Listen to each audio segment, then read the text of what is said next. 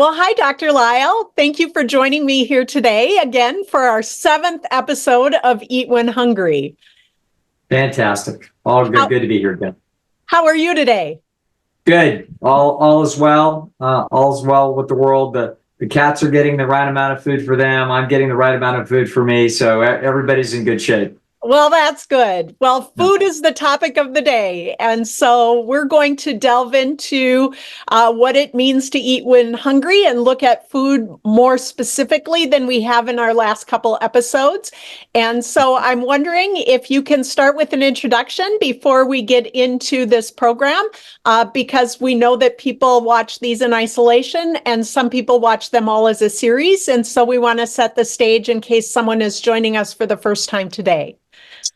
Got it. I'm Doug Lisle. I'm a psychologist, and I have come with a background as a result of being my best friend from childhood is a man now that's Dr. Alan Goldhamer, who is the founder and director of True North Health Center in Northern California in Santa Rosa, where he has instituted a place that centers their program for healthy living around a very lean and unusual whole foods plant-based diet. So this is one of the rare places in the world that people can go to kind of recover their health by eating extremely healthy food. And so about 25 years ago or so, he wanted to write a book together that tells the story of why it is that this is difficult to do, because he recognized from his 20 years of practice that this is quite a challenging thing for people to do. And so together we wrote a book called The Pleasure Trap. And The Pleasure Trap is the story of why it is that this is difficult. So as a psychologist, what I've done is I've taken some new and important information that has come out of my field about the nature of human motivation and use that information to look at this specific problem, which is essentially how to, as Alan would say, how are you going to live healthily in an environment that's designed to make you sick? And so that's actually, he's a little more brutal. How are you going to be thin and healthy when you live in an environment that's designed to make you fat and sick? That's how he says it. And so that has been no small part of my career, has been trying to help people with exactly that problem. Yeah. Well, and to transition, I'm a person who has had that problem my entire life. And my name is Tania Lyon. I'm a longtime educator, first as an English teacher, then as a district leader who also did some state and national leadership in the field of education. And now I work in education in a different capacity with the curriculum company. And so I continue to try to lay out my particular story in a way that will help people as they encounter this particular problem. Because my stance before I even knew who you were is that this was a far more complex problem than I had initially given it credit for. And I struggled for decades with my weight. Most of my life has been spent at in obesity or morbid obesity. I've been overweight at times. Very rarely in my life have I lived at a healthy weight until I got my arms around this in my early 50s. And I'm relatively new to this process, only a few years in, but I was very confident in going forward with my story because there's something fundamentally different now about what I understand about myself. And that is that my hunger drive follows the same patterns over and over and over again. And I know my action plan for the first time in my life. I know what it takes to transition myself from living in the garbage fires of the standard American diet, which is an explosive way to live where I could not get enough of the food. I struggled particularly with overeating and with binge eating. And those two things were at the center, of course, of why I was struggling with being morbidly obese. And then I have learned how to build a fire, which I call the slow burn fire of satiation. And in the slow burn fire of satiation, I live a much more peaceful life. It's a long burning fire. And what is so interesting about this fire is that I don't feel the same agitation around food, and I don't feel what I have termed the prowl. And the prowl is part of the standard American diet that led to those explosive eating patterns where I was on the prowl for food and I could not get enough of it. I understand that that pattern is still very much within me, which is part of the reason why I developed Transform Shadows, which is a way of talking about the problem that gets at the authenticity of the experience for me. And for my experiences is that those binge eating features and those overeating patterns are still part of who I am. They are always in the shadows of my experience, but I have figured out with the foods that I eat how to build that slow burn fire of satiation. And that's really what brings us here today, is because I have learned to understand myself, I think, around a lot of the things that you and Dr. Goldhammer have done in your work.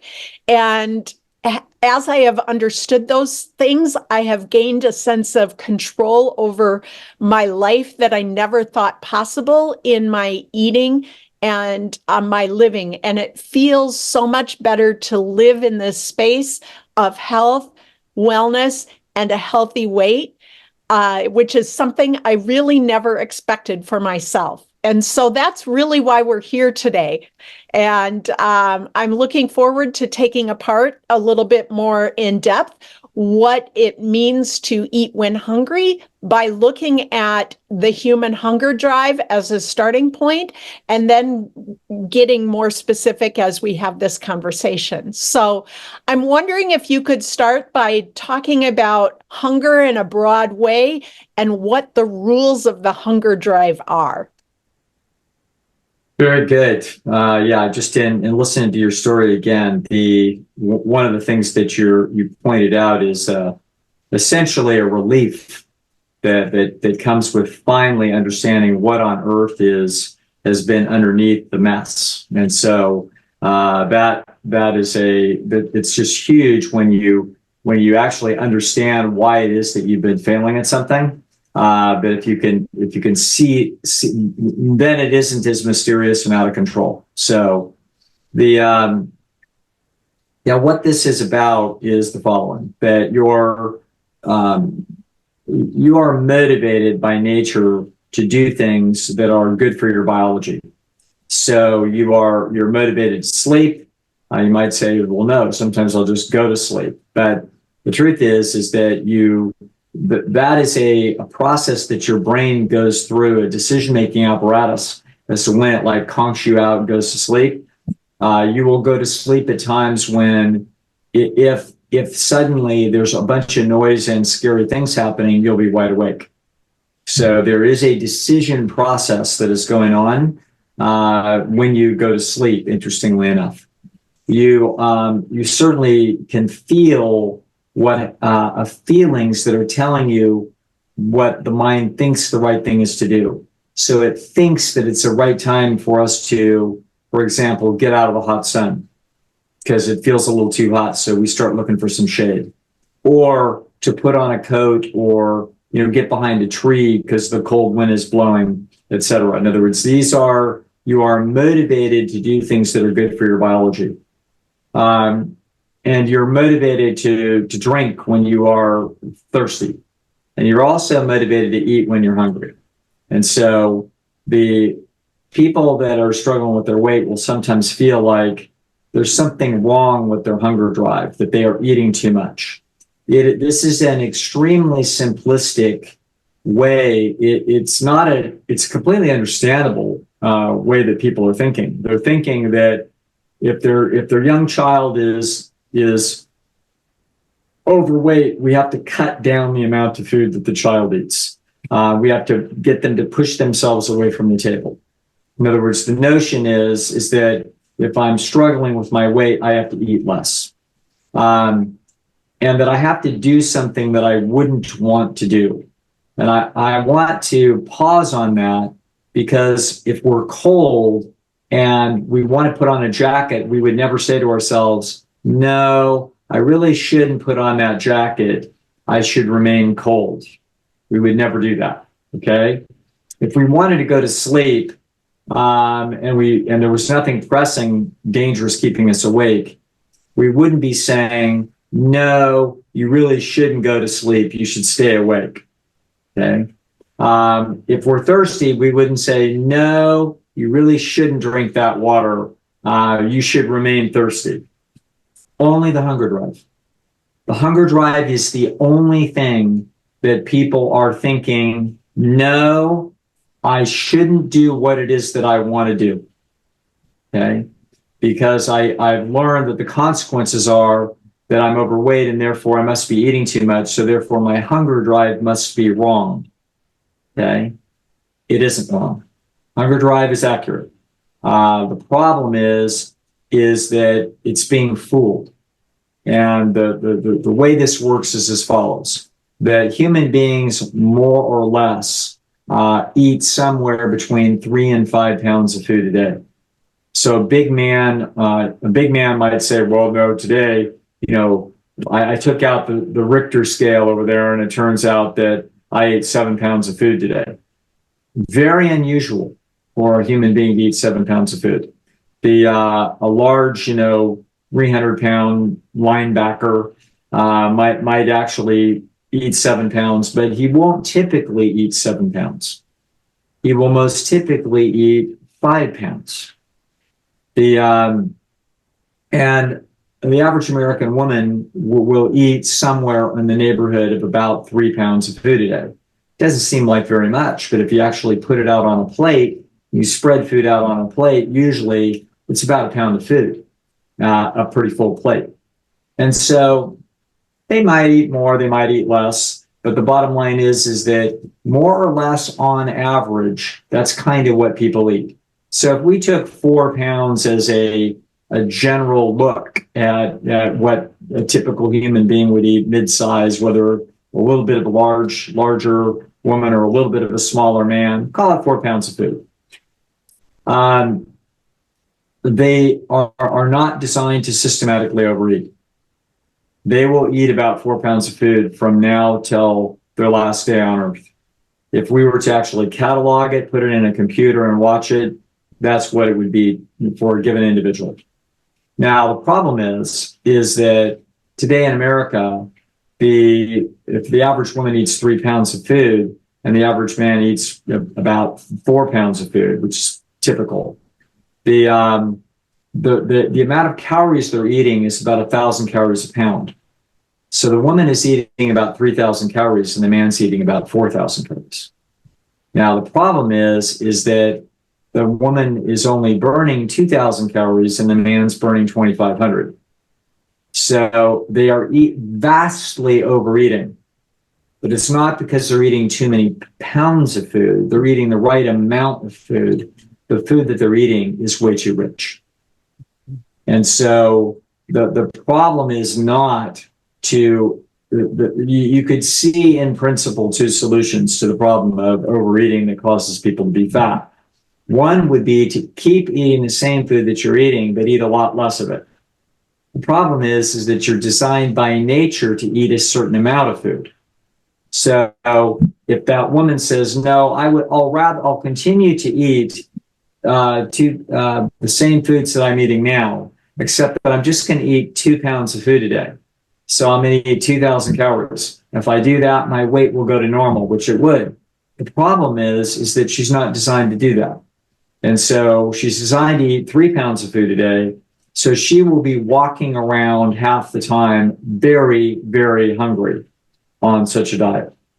The hunger drive is designed by nature to try to get this thing right, but it's effectively designed for a natural diet, which averages out somewhere between 600 and 700 calories a pound, not 1,000. Okay? The thing is that the foods that are the richest foods are foods that human beings are designed by nature to regard as the most valuable. So if they're around in abundance, then human beings will eat about 1,000 calories a pound.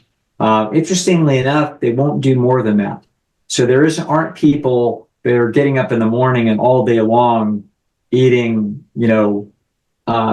chocolate peanut butter balls that are 3,000 calories a pound, and then eating potato chips that are 2,500 calories a pound. They don't do that. They'll eat some chicken. They'll have a little bit of rice. Then they're eating, ice cream bar. When it all adds up, it could be 3,000 calories a pound. They could go that crazy, but they won't. They'll eat about 1,000 calories a pound. That's what, given the opportunity with outrageously rich food in the environment, the average human being will enrich their diet, but they will not eat less. Mm-hmm. So the woman will eat 3 pounds of food, 1,000 calories a pound, 3,000 calories a day. And that extra calories a day will result in her being 10 or 20 or 30 or 150 pounds overweight. Depends on her genetics. But that's what she's eating, okay? And the same thing will happen with men. So that's the story. The hunger drive was beautifully designed to get you to eat about 3 pounds of food a day if you're a woman, 4 pounds of food a day if you're a man, food of calorie density that, it's smart enough to know, hey, don't eat just a bunch of lettuce. If you eat 3 pounds of lettuce, you're only going to eat 300 calories. We're going to starve to death. No, the system knows to eat a diversity of natural foodstuffs, and it gets it done, and it puts it on a beautiful mark. And we know from studying people in Africa, in hunter-gatherer societies, that their weight only fluctuates about 1 kilogram during a year, or about 2.2 pounds. This is amazing. So they're eating sometimes richer foods, sometimes less rich foods, but it's always within 500 calories a pound when things are really lean, and 750 calories a pound when things are really rich, when the nuts and the salmon or whatever all comes. And it's like, it doesn't matter. They're all in this natural range of 500 to 750 calories a pound, and their weight barely moves. Wow. Okay. So this is human nature and the hunger drive. And what people are attempting to do in modern America is they hear from all the diet gurus, oh no, you can eat that. You can have chocolate cheesecake and chicken and fish and then an ice cream pie on our diet. You can eat all the foods that you love. It's like, it's a lie. Mm-hmm. The truth of the matter is, if you eat in a naturally rich diet, you cannot eat to satiation and be on target. It is not possible. Okay. It's like saying, if you just, if you quit borrowing as much on your credit card, then you will be rich in 5 years. It's like, no, this is not how life works. If you to save money, you have to make more money than you spend. And so there's laws of reality here. And so the hunger drive is a beautiful orchestrated instinct.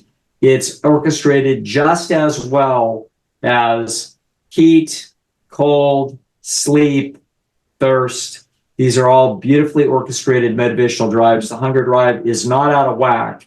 We put it out of whack with the modern food. Yeah. And that's really what I discovered when I was in my early 50s. And when I think about how I've discovered the rules of my own hunger drive, that I went into a period of reflection on my life. And I didn't know about you or your work, although I think I was informed peripherally by some of your work because I was in the plant-based world. But I had actually lost more than 100 pounds by the time I became familiar with your work. So, and then it was probably a few weeks longer before I really delved into it. But I want to say that I went into a period of reflection in my early 50s, to be honest with myself.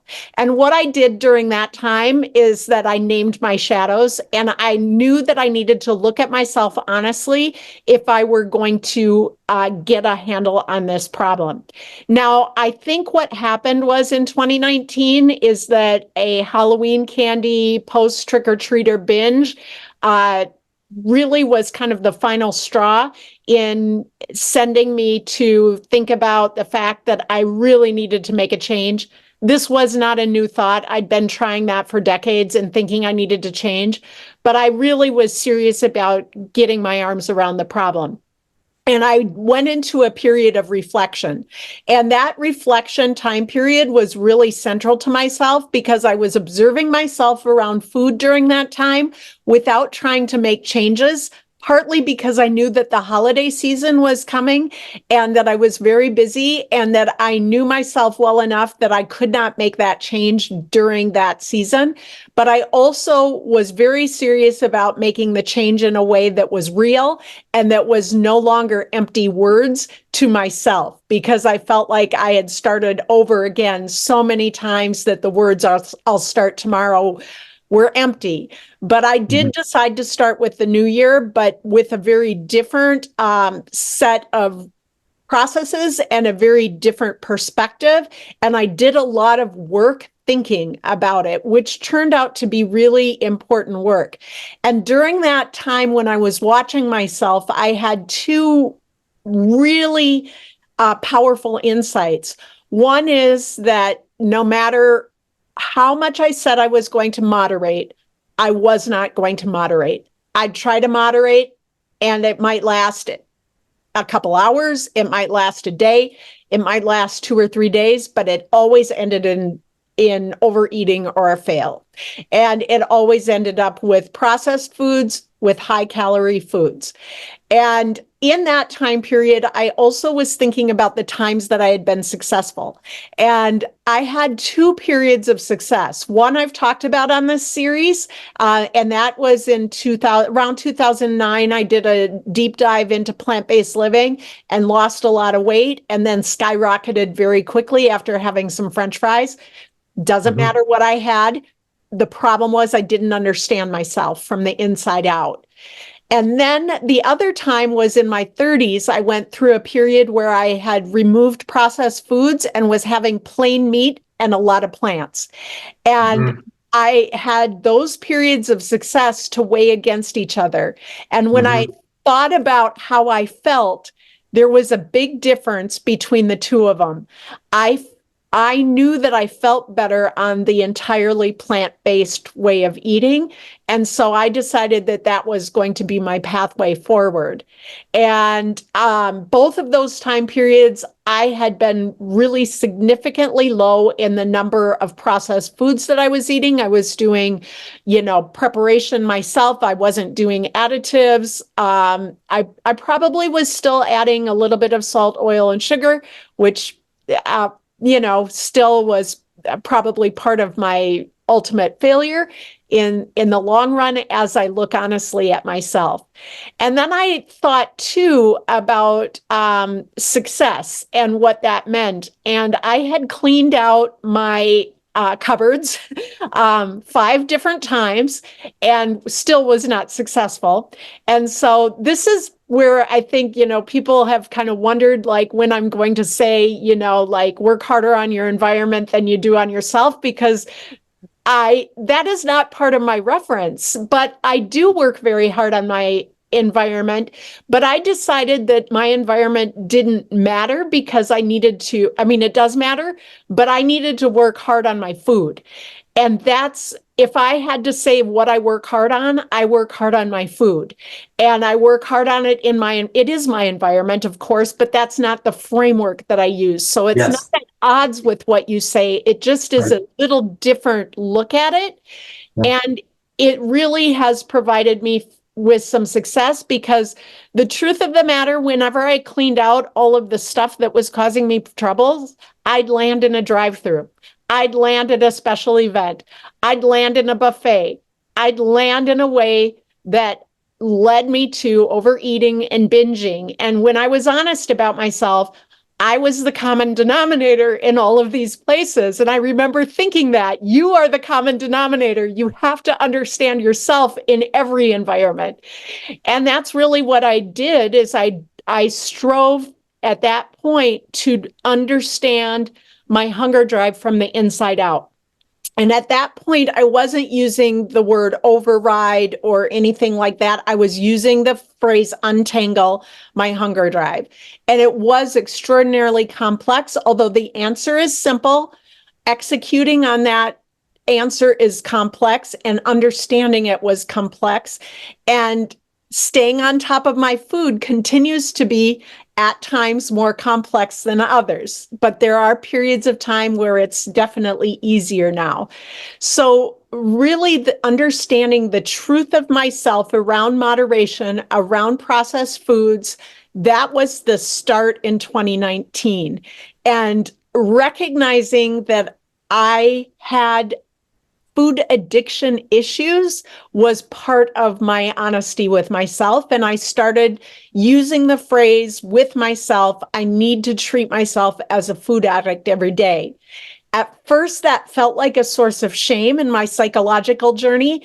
And eventually, as I executed and started to find success with it and realized the power that that had to help me change my behavior, I found that phrase to be a source of power in my own life. And because it helped me understand what I was up against for myself and my hunger drive. And I don't have to say that to myself every day anymore. And I think that's important to say, because the journey, while I would not say that it is easy every day, it has periods of being easier. And there are times when I come up against my shadows, which we'll talk about a little bit later today. But that idea of being honest with myself around moderation and looking at periods of success and what I could learn about my hunger drive from those periods of success when I was reflective was a really important foundation for moving forward. And that was the first thing. And I think about how we've talked in our series about overriding your instinct. And in that period of reflection, I think I recognized, without having the language for it, is that I did need to work on overriding my instinct and work against what my natural tendencies were. And I understand that a lot better now, which is part of the reason why I'm telling my story. But then the second thing that I want to mention that is very much connected to this is that I recognized that I actually knew how to succeed. And the success path involved processed foods and avoiding them.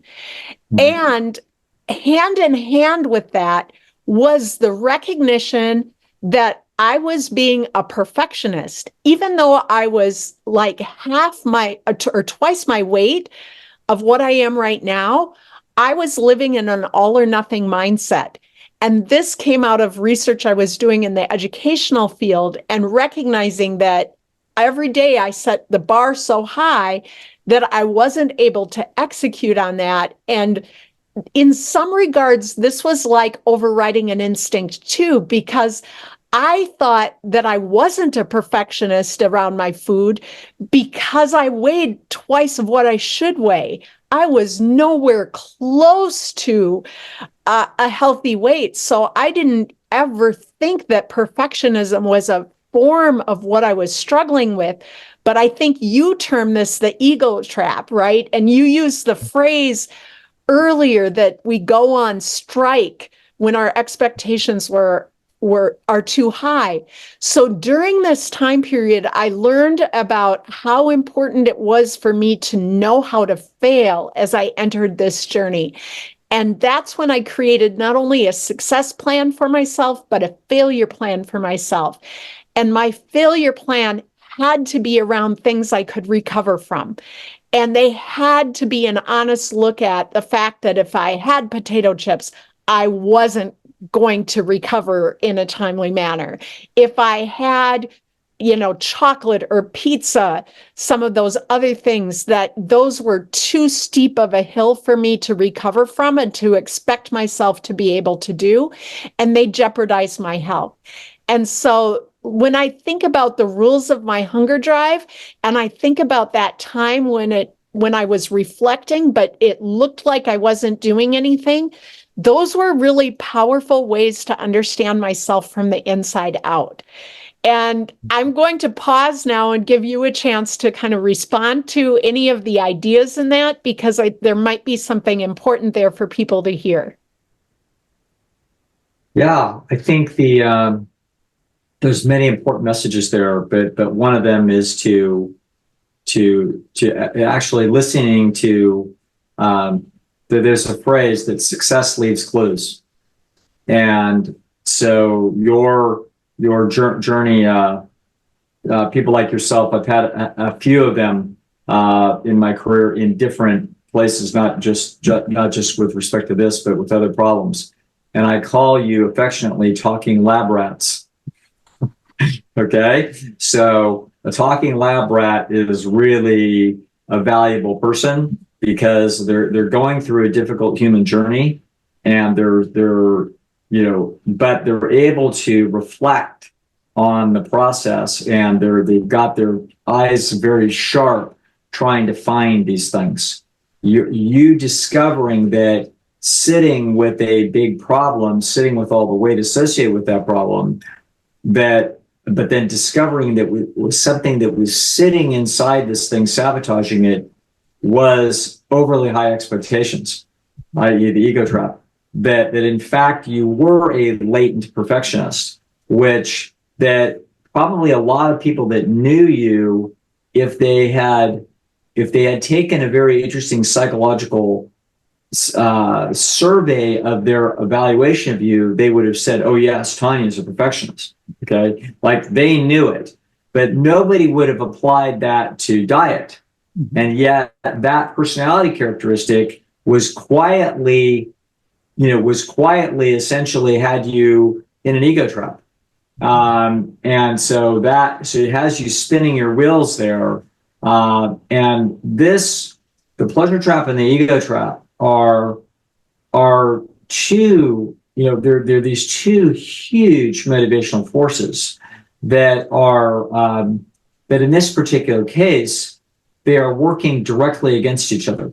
So in addiction, this is where the ego trap and the pleasure trap work against each other. They wouldn't have to, but the pleasure trap, the ego trap is a natural motivational dilemma. If we put the bar too high, then people back away from the challenge. That is a natural characteristic, i.e., so we don't praise too much praise on children because it will ego trap them. Now they'll stay away from it. If we tell the kid that he's a great athlete, watch out, he's going to back away. We think that it would encourage him, but he will actually then become more reclusive. If we tell a kid they're a brilliant student, they will find a way to see to it that they fail so that they get the expectations down, and they'll make it very clear that they're not trying. So the ego trap is a fascinating maneuver. It's a deep instinct in human nature. I've met a few people that don't have it, that they're so bizarre that I met an artist once that really didn't care what anybody ever thought of any of her work. And she, including herself, she was just so much into the process of creation. She's the purest artist I ever met in my life. And when I explained the ego trap to her, because I thought for sure that, with every artist, it resonates tremendously because the expectations of other people. And she just stared at me like, yeah, I can see in theory how that would work. Yeah. No, it doesn't have anything. It's like it's a daily occurrence for me. Like I can feel the ego trap often, its head rising up inside of my behavior with respect to all kinds of things. Mm-hmm. But it's fascinating that it was your own self-reflective process that, because you were paying very close attention to your internal process, that you noticed it, which is fantastical. And then you realize we've got a big problem because this food environment is so inherently deeply corrupt that there's going to be no reasonable way for me to be perfect. Mm-hmm. Mm-hmm. Okay. And so all we can do, so therefore it can start to, but there, you can see this very dicey slope. Whereas if we make the bar too low, then the lure of the pleasure trap puts you right in the middle of the La Brea tar pits. In other words, you've wandered in and you're not going to get out. But at the same time, if we put the bar too high, we will avoid the process altogether because it's too high. So this is this amazingly yin yang problem that is unnatural because the pleasure trap is not natural. So the pleasure trap, the ego trap is natural, but now you're throwing the ego trap a dilemma that is impossible, basically, which is that can I give myself a little bit of a break and not set the bar too high? And the answer with mathematics, with learning to ride a bicycle, with winning an NBA championship, with getting into med school, you could give yourself a break on all of those things with some reasonably good social support and some insight to take you out of an ego trap. But when you let yourself out of the ego trap with respect to the pleasure trap, you walk into an addictive process. Mm-hmm. So that is the problem. So it's super interesting that you were able to notice the ego trap sitting inside of a person who was vastly far away from perfection. And yet perfectionism was actually a driving force keeping us in trouble. That is a fascinating insight that can only happen from a grade 1 talking lab rat. I keep wondering when some of my friends are going to ask, when are you going to say something about being a talking lab rat? Yes. That's exactly what this is. That's great, Tania. Yeah. All right. Yeah, but this is it. And I think that's a good thing because it's like, this is what the experience is, right? This is what living the experience is. And I'm happy to speak to the experience. It's what I signed up to do when I decided to go public with my story. Mm-hmm. Because there is no shame in this. This is built into us. And that is, we keep coming back to it. I was not broken, but I am not fixed. This is all still very much in there. And that was one of the distortions that was part of my younger years in particular, thinking I was going to get this all fixed. And then I was going to live this carefree life. And it doesn't work that way. And yes, there are things that are easier now, but I have to stay vigilant because I am the same person. And a lot of times people think about the way that I'm talking about this, that I hated myself because I situate the word failure. And some of the people I work with prefer not to use the word failure with themselves because they find it defeating. And I would never encourage people to use that. But this is not about self-beratement for me. It's about being honest about the problem that I'm up against.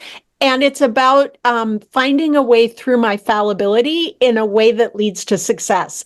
And so part of how I do that is that I try to take apart failures and look at successes, what I can understand from them, and also learn from failure. And so when I did get into this in 2020, I continued to use the words or the phrase that I had used a lot in educational leadership. Failure is feedback. What can I learn from it? And that is an important part of how I navigate myself through change. And it was something that I deliberately addressed when I started in 2020, and I started seeing my journey as a long cause effect action reaction sequence, that what I did mattered. And what could I learn when things went well? What could I learn when things didn't go well? And then taking the philosophical stance, string together more successes than failures. That thinking really helped me succeed because it helped me lower the bar. And I live on a very, very narrow ledge for myself because as I have taken apart and discovered my hunger drive from the inside out, many of the plant-based foods that other people succeed on, I find myself in a state of agitation. And so when I think about the rules of my hunger drive, I get into that idea that I have felt two different ways of living. One comes from the, no salt, no oil, no sugar, no processed foods. And I have discovered in my own hunger drive that I plug the prowl then. It still comes out, but I am so much more in control of my food, and I don't have to rely on willpower, and I can feel that I can build that deep groove of success after success after success when I am eating the right foods, because there is a state of regulation that I can achieve so that I can eat when hungry. Now, I still fail at it sometimes. Yeah. That's part of the wider ledge that I have built for myself, and the fact that I think satiation, we established in our last episode, is something that is real, but it is also a moving target. And I feel both of those in my life, right? I feel satiation in a way that I never felt eating the standard American diet. But I also understand satiation, particularly from our last episode, that it's always going to be a moving target. And that helps like reduce the ego trap around it too. Yes. It's not just me that has had that. I've worked with a number of people where we've had a discussion about that since our last episode. And Mhm. that has been really a powerful piece of information for a few of us in this space. So thank you for that. Absolutely. Absolutely. You bet. Yeah. I think of human hunger satiation as not dissimilar to breathing. So Mm. if you watch your breathing very carefully, there can be a little moment where you're feeling somehow completely satiated, and it may take another half a second before you start to breathe again. But the truth of the matter is that there were systems that were building up a oxygen deficit in that half a second. And then very quickly, once again, you are never there. It is constantly in motion. And that is, of course, exactly what is happening with the hunger drive. We just can't see it at that fine enough grain of analysis, but it is absolutely there. And so therefore, it's useful to know that, because there isn't any, quote, right amount of food that I've eaten the right amount and then I'm shut down and done. It's like, no, it's all vastly more fluid, just in the same way our breathing is. And so therefore, the solution to the problem is by choosing the right foods. That's where the boundaries are.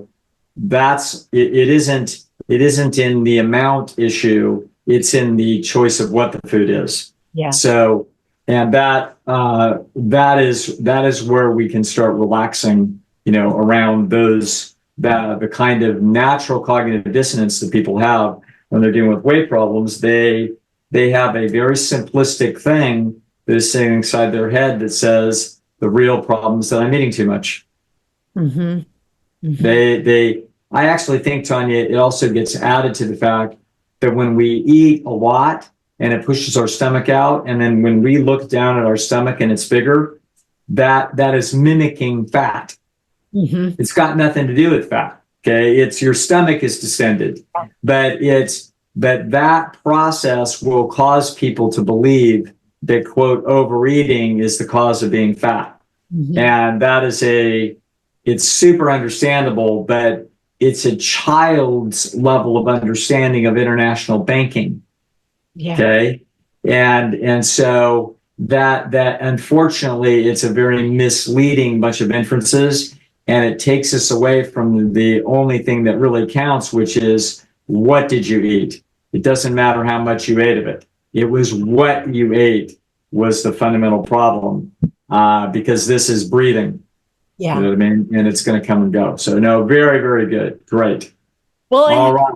Yeah. I think that leads into something that I really want to talk about, because it's really a discovery for me about that internal state of agitation, right? So at the beginning of my journey, I had narrowed it down to processed foods, but I had not yet narrowed it down to salt, oil, sugar, and sometimes flour, but Yes. yeah, I mean, I don't generally add flour to my life, and once in a while I have noodles, and I do fine with them as long as they don't have other things with them, and that's a whole nother separate thing. But I want to really look at kind of this idea of learning through my hunger drive, and going from understanding that processed foods were a problem to sugar as a problem, to then it was salt and oil as a problem, and then it was spices for me as a problem. And then understanding enough about my system to understand that when I get something that agitates my hunger drive, I feel it. And this becomes an important part of the process of understanding the difference between agitation and dysregulation in myself and peace and regulation, because these are the things that drive my decisions. And what I have learned to understand from from the inside out. Now, my choices may be different than someone else's, like in some areas, but in other areas they're going to be very similar, perhaps. But I want to focus on the concept of agitation, because sugar. Once I determined that processed foods were problematic, sugar was my first discovery. And I learned that through the difference between a smoothie and nice cream. And while nice cream didn't have sugar per se in it, it's very heavily concentrated in fruit. And I was concentrating it very heavily with dates. And so what I noticed about nice cream was that I didn't want to stop eating it. And it was very different experience for me than having a smoothie. And so I started by, I think we talked about smoothies. Smoothies are one of, if I talk about food as a strategy for me, a smoothie is a really good way for me to get back on track, because I put a lot of vegetables in it and I sometimes put beans in it. And it's really more like a blended salad for me than it is like this fruit experience with lots and lots and lots of sugar in it, even fruit sugar. Although when I first started, my smoothies were far sweeter than they are now, but that is the process of neuroadaptation, where I get used to the taste, and I have deliberately reduced the amount of fat and the amount of sweets in my smoothie to have them vegetable based. But I could feel the difference between having a smoothie and having nice cream. A smoothie was more satiating to me than nice cream, and nice cream made me want to have more and more and more and more of it. And so I just really decided that that was not going to be good for my success. And I was living in a state of, it wasn't the same level of agitation as processed foods at all, but it made me have to work harder to be on track. And I didn't like that feeling. And so I decided at that point to stay with whole fruits as the end of my meals instead of making nice cream as a regular part of my life. And that was very early in my process. I would say within the first probably 12 weeks of making the change. And I just decided that, and sugar is not as potent of a trigger for me as salt and oil are. So I pretty quickly ruled that out as something that I didn't want to live with. And once in a while, I won't make nice cream per se, but I make shakes, maybe twice a year. The last one I made was at the holiday season. It was more like a pecan milk, but it was more like a pecan shake. And I didn't want to quit having it. And I was like, yeah, I can't make this type of thing because I will go crazy with it. And it was nice, but I didn't make it again because it got me in trouble. So, Yes. but temporarily, I recovered from it. It doesn't have the hold that processed foods have over me. And it fits my kind of failure every now and then. If I'm going to choose over, bananas, dates, vanilla, and a few nuts in something versus a bag of M&Ms or something like that, I'm going to choose the nut shake, Yeah. And then, but I don't do that very often. And then I learned about salt and oil. And that really was something that surprised me because I didn't think I had problems with it. And so what happened was I was in a long equilibrium and I couldn't figure out why I wasn't losing weight. And I thought I should be losing weight with what I'm eating. And I thought about what I needed to do next. And I realized that it wasn't about lowering my food, but about lowering my calorie density, going back to what you were saying about the rules of the hunger drive. And so Right. I decided it was time to get rid of some crackers that I had been having as part of my failure plan. And then I had been having some salsa that had a low level of salt in and a little bit of oil. And it wasn't over like a purchased one. It wasn't a specialty item in any way. And I thought, let's get rid of those and see what happens. And that's where the experiment comes in. What is the Hmm. action? What happens? Well, and then there were, I think I was using a couple seasonings too that had some salt and oil in. So I just tried it for a few days and I couldn't believe the difference. I felt so much better and I lost like 5 to 7 pounds, like almost immediately within a few days of that. And I felt that release that I had been expecting. And that taught me a lot about my own reactivity to food. And Hmm. I fail, I still have failed around that a few times. And every time my hunger drive, if I go inward and look at how I feel the same pattern within myself. And so I know where it comes from now. And that has made all the difference.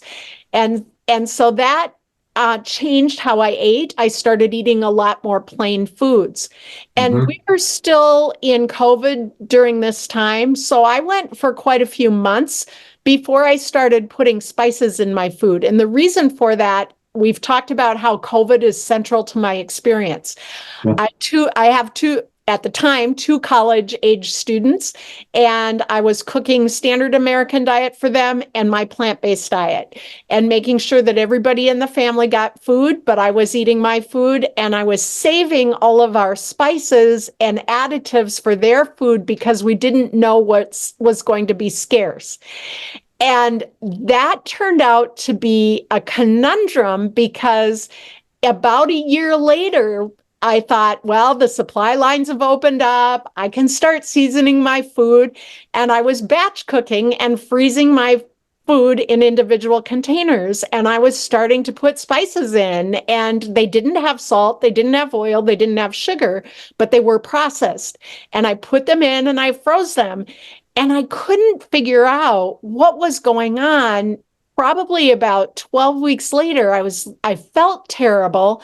I was still in the process of kind of losing what I would say would be the final 10 pounds.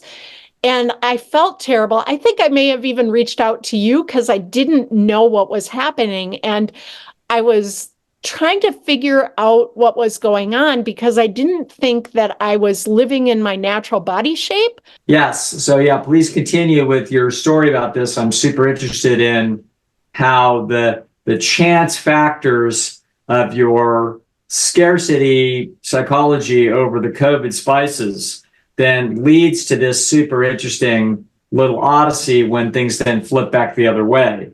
And then you discovered a vulnerability in yourself that you really didn't know was there, because it's not, almost nobody ever talks about spices as a way that people can get derailed.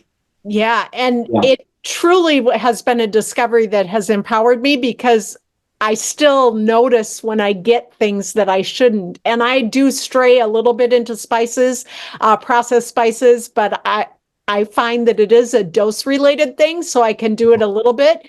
But when Yeah. I do it consistently over time, what happens is that I get the same problem over and over again. And that's really what I was discussing when we had some computer issues, but it really was hard for me to figure out because I had done batch cooking and I had added it in to things that were in the freezer for weeks at a time. And when I batch Yes. cook, I go big and I do it in individual containers and I want it to last a while because I don't want to have to think about convenience foods frequently. So I had a lot of foods in the freezer.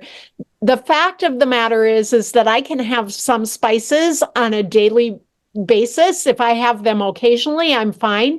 If I have them frequently, and dose related, it's like they build up. And Yeah. although I've gotten much more sensitive to them with the removal of them. So I find that I react faster to them, but the same is true with salt and oil now too. Yeah. So, and part of it is being in tune with my hunger drive and being able to recognize that as well.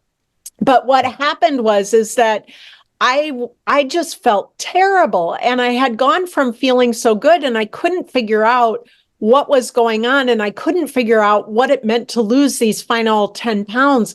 And I looked at myself in the mirror and I was like, is this my natural shape? Because I was very, very swollen and very distended. And part of my reactivity to food when I get something that I shouldn't is that I swell up, and it's a different type of swell than a distended stomach from eating volume, because I am a volume eater. Volume eating, when I'm eating the foods I should and a whole foods plant-based diet, volume eating doesn't make me hurt and bloat the same way that a spice or a salt does. And so my waist was very, very large and out of proportion to what I thought my natural shape was, but I wasn't sure what my natural shape was because I had never really been in this weight range before since I was in middle school or upper elementary school. So it was a very confusing time where I was trying to figure out what was going on, and I was looking for information and I couldn't find anything that was related to my experience.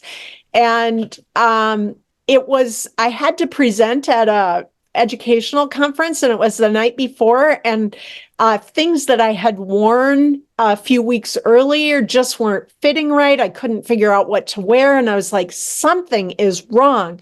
What has happened that is different between now and a few months ago? And it finally occurred to me that I had been cooking. I had added all these things to my food, and I was eating them from the freezer every single day.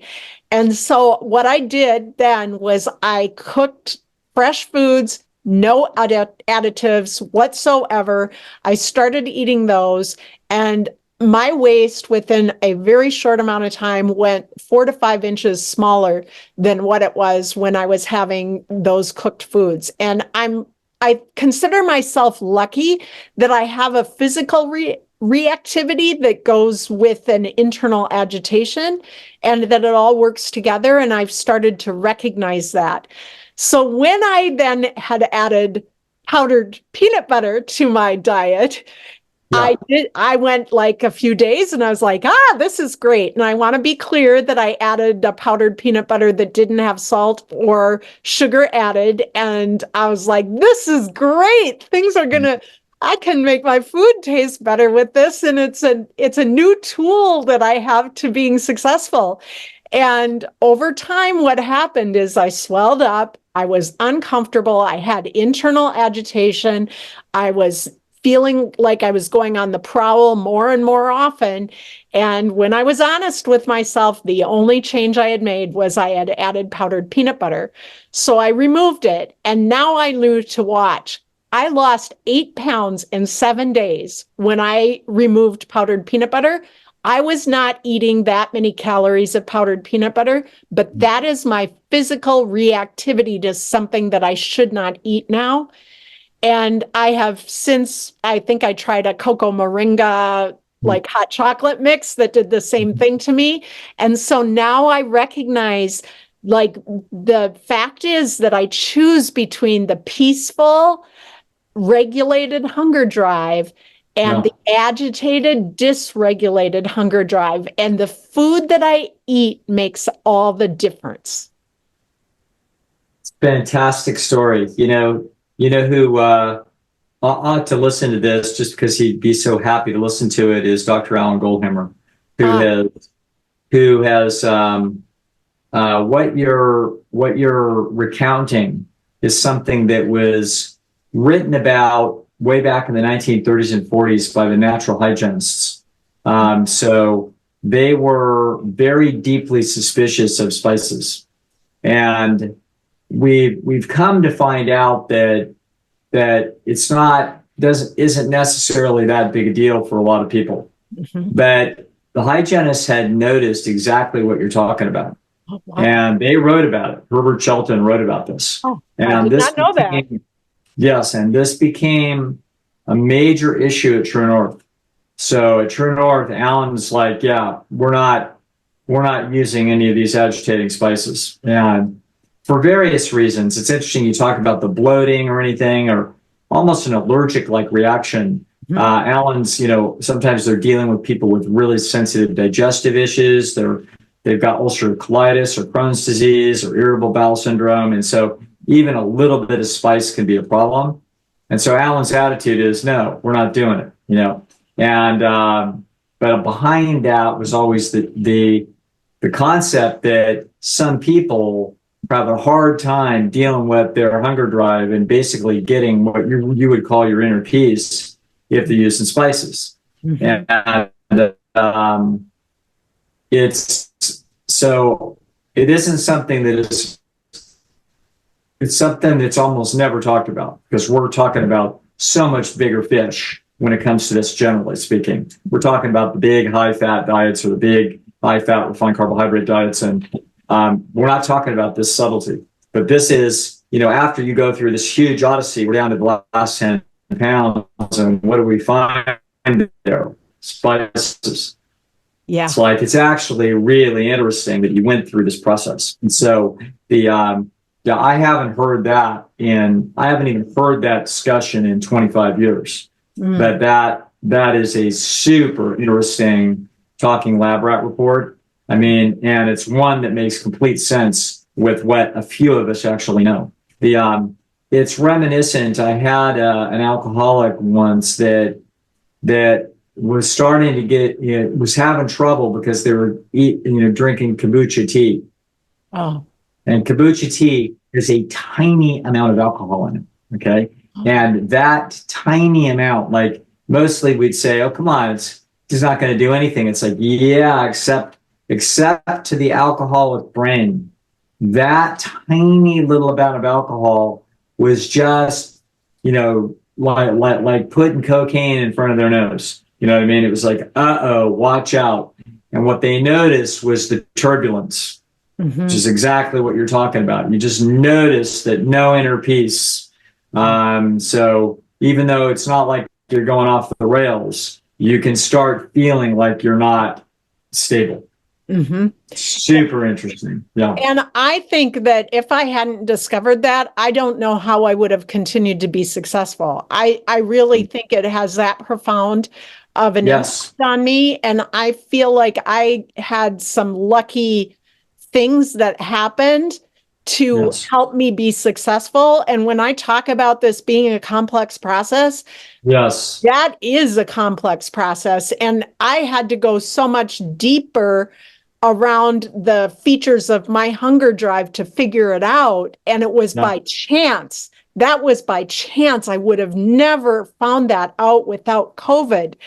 And Yeah. if I had, I don't know what the pathway would have been to it, because most of the recipes in the plant-based world, I look at them and those would land me in problems. Yes. This is super interesting for people to hear because this is telling us this is not a one size fits all. It isn't. Like you have to understand, and you're going to have to go through this self-observational process.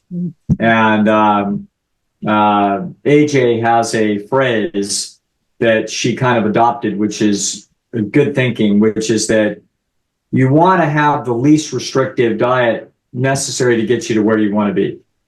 Okay. And so that's very reasonable. But the that understanding that there are enormous differences between people about what that looks like. Okay. So and the old style hygienist would say no spices.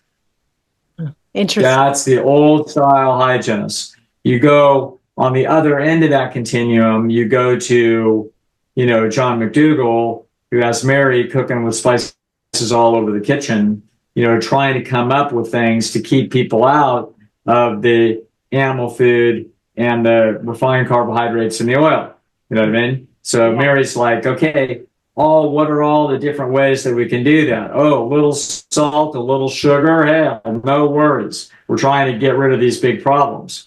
But in the end, we're going to find that that won't fly for some percentage of people. And, that's a process of self-discovery and courage to look at that and to not be saying that anybody's prescription for you is right. Like you're going to have to find out what the right prescription is for you. Yes. And that's going to be your own personal journey. Super interesting story, Tanya. Fantastic. Yeah, and that's really where I get at, when I work with people, it's about finding their power. People ask me, what is my stance on vinegar or flavored vinegars, or what is my stance on this? What is my stance on that? And my stance is, what does your hunger drive tell you? And so when I'm working with people, we start with where they've been successful in the past, and then it's the cause effect relationship. What do you discover as you go? And what do you discover as you meet your human fallibility and not being prepared one day or encountering this or something? Because in some way, we're just going to face ourselves in this, our fallibility, whether it's not getting groceries on time or, get by accident getting something in a restaurant meal. And those are things like that I think it would be good to talk about maybe on another day. Huge. We've had I have to jump in with something. Dr. Jan Hawk is always humored when I come up with a sports analogy for something. But there's a sports analogy to what you're describing. And that is the Masters golf tournament is, this most hallowed tournament. It's always played on the same course in Augusta National in Georgia. And the story of the Masters is that you don't have to be able to hit the ball a million miles. It's a thinking man's course. It's a cost benefit. It's the risks that you take, et cetera.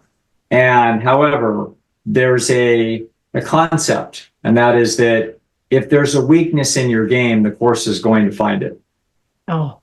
Okay. If you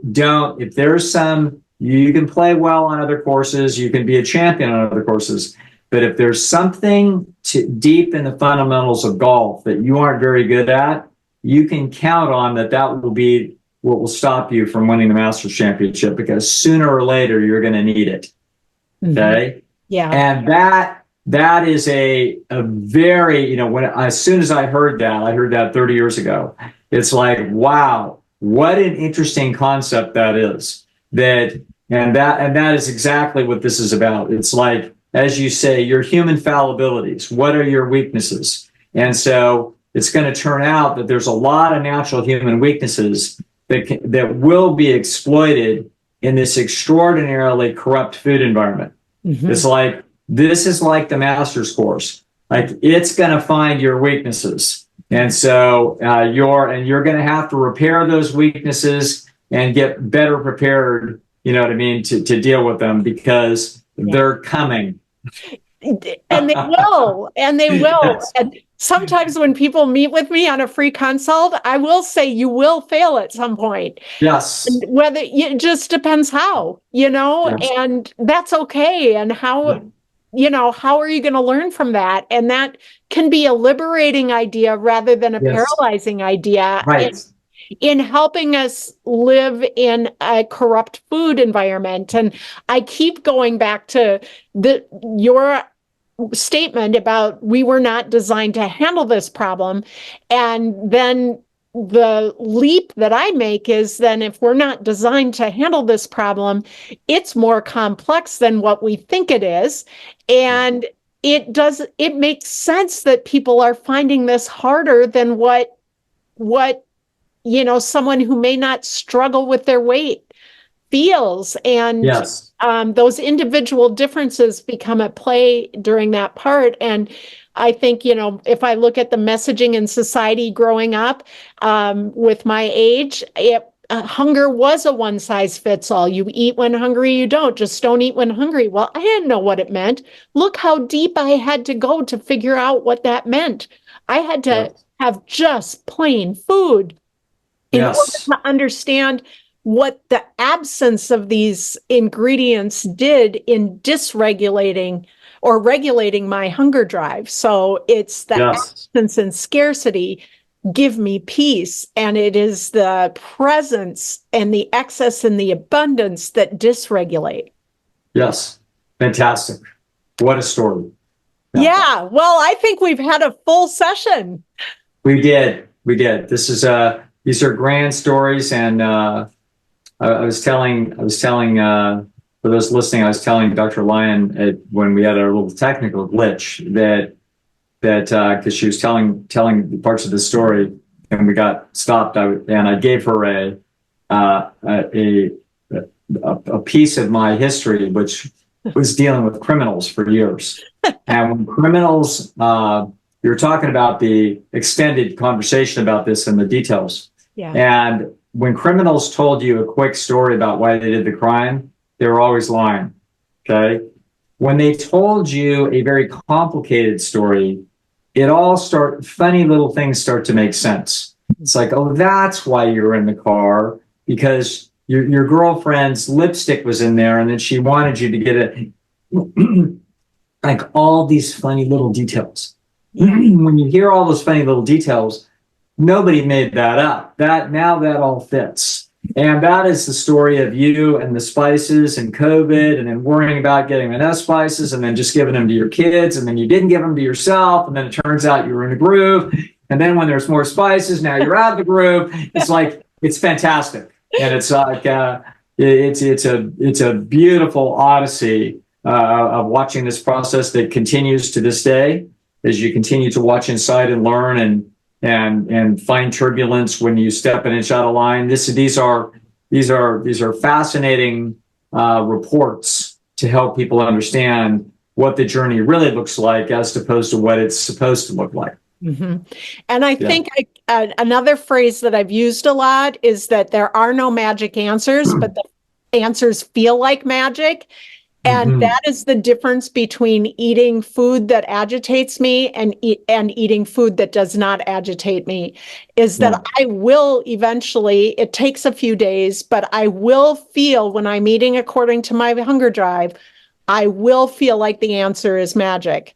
And it is work to do that in this food environment, but it is one of the most worthwhile things I do in my life, to have that sense of holistic health wellness. And of course, I've lost weight with it, but now I maintain a healthy weight with it. So fabulous. Thank you for joining me, Dr. Lisle. My great pleasure. All right. And we'll see you again as soon as we're all set. All right. Sounds good.